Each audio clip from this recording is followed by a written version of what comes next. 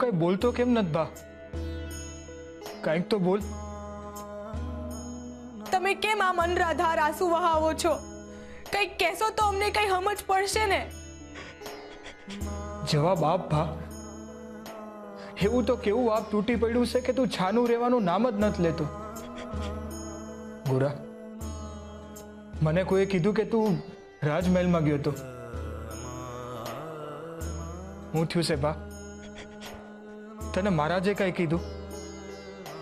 કઈ ખોટો હુકમ કર્યો છે? કંઈક તો બોલો ભગત. તમે આમ ચૂપ રહ્યો છો તો અમને ચિંતા થાય છે. કેમ ગયા હતા તમે રાજમહેલમાં? તું બોલીશ નહીં તો તને પીડા થશે બા. અને અમને કહીશ ને તો તારા મનનો ભાર હળવો થશે. કંઈક તો બોલો ભગત.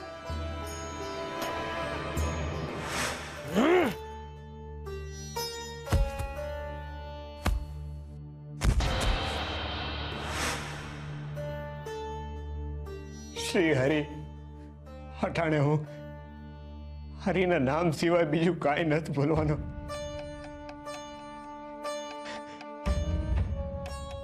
હરે કૃષ્ણ, હરે કૃષ્ણ. ભગત, તમે આ માડા કાન નહીં કરો. મને બહુ વીતે છે. કયો ને, શું થયું છે? હરે કૃષ્ણ, હરે કૃષ્ણ. ભગત, હવે મારાથી નથી જોવાતું. તુલસી બહુ રેવા દો. કોઈ ઊંડા ઘા પડ્યા લાગે છે એના હૃદય પર. હરે કૃષ્ણ. અને અટાણે એના માટે હરિ કરતા મોટી દવા કોઈ નથી. અને હરિનું નામ લેવા દો, અને સારું લાગશે. હરે કૃષ્ણ, હરે કૃષ્ણ, હરે કૃષ્ણ, હરે કૃષ્ણ, હરે કૃષ્ણ, હરે કૃષ્ણ, હરે કૃષ્ણ, હરે કૃષ્ણ. તું ચિંતા ના કરીશ ભાઈબંધ. મારો હાથ સદાય તારી ઉપર છે. તમારો હાથ તો ગોરાને બહુ ભારે પડ્યો ના. જુઓ, એ બિચારો કેટલો ડરેલો અને આકુળ વ્યાકુળ થઈ ગયો છે.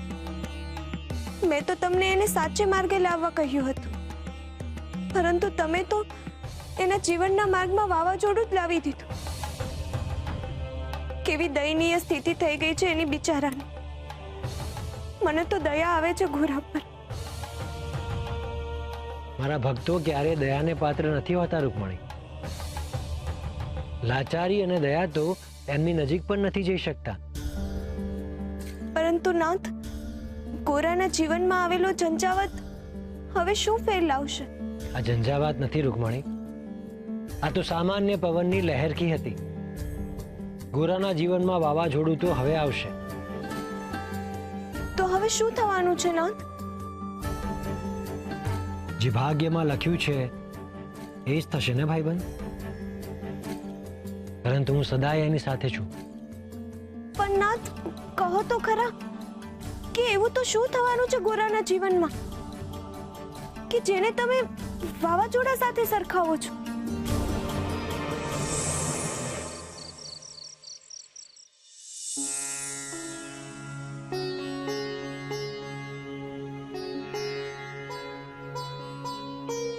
હવે કેવું લાગે છે?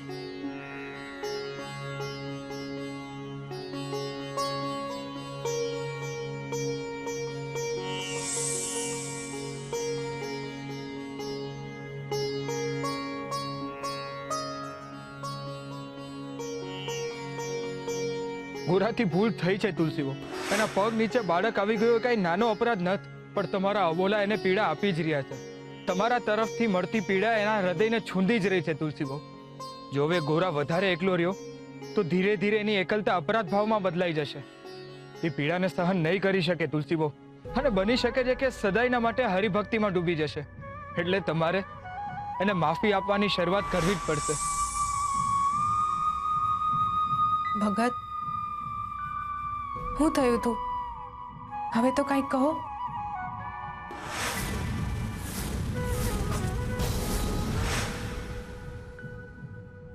ભગત, હા હું પૂછું છું કે તમે કેમ આટલા બધા ઉદાસ છો? કેમ આટલા બધા ડરેલા છો? શું થયું હતું? કંઈક તો કહો. આ વિશે તમે મને કાંઈ ના પૂછશો તો હરિની કૃપા રહે. સારું, નહીં પૂછું બસ. પણ મારે તમને કંઈક કહેવું છે. હા, હું સાંભળું છું, બોલો. મારે તમારી માફી માંગવી છે. એના માટે મેં બહુ બધા અપરાધ કર્યા છે અને એ અંદર ને અંદર મને કોરી ખાય છે. જ્યાં સુધી તમે મને માફ નહીં કરો ત્યાં સુધી મારા જીવને શાંતિ નહીં મળે. અરે તુલસી, આ તમે શું બોલો છો? તમે કાંઈ અપરાધ નથી કર્યું. એ તો તમને લાગે છે, બાકી મેં બહુ બધી ભૂલો કરી છે. સૌથી પહેલા તો મેં તમને આટલા બધા દી ઘરની બહાર રાખ્યા. આપણે બાળક ગુમાવ્યું. તમને કેટલો વહાલો હતો ગોવિંદ, ને મેં તમને એની અંતિમ ક્રિયા ન કરવા દીધી. કેટલી નિષ્ઠુર બની ગઈ હતી હું એ વખતે. મીઠી ભાભીની વાતોમાં આવીને મેં તમને મૃત્યુદંડ અપાવ્યું.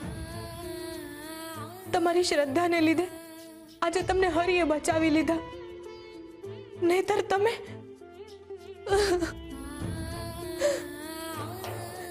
ને એ પાપે મારા માથે લખાણું હોત. ભગત, તમે બહુ ભોળા છો ભગત. મેં તમને બહુ પજવ્યા છે ને એ હાટું હું મારી જાતને કોઈ દી માફ નહીં કરી શકું. તમે મને માફ કરી દો એટલે મારા મનને થોડીક શાંતિ થાય. મને માફ કરો ભગત. મને મારી ભૂલ સમજાઈ ગઈ છે. તમે મને માફ કરી દેશો પછી આપણા જીવનની નવી શરૂઆત થશે. અત્યાર સુધી જે થયું એ હંધોય ભૂલીને આપણે નવા જીવનની શરૂઆત કરીશું. આપણા નવા સંબંધનો આરંભ થશે ભગત. કરશું ને ભગત નવી શરૂઆત? આપણે આપણા ગોવિંદને પાછો લાવવાનો છે ને?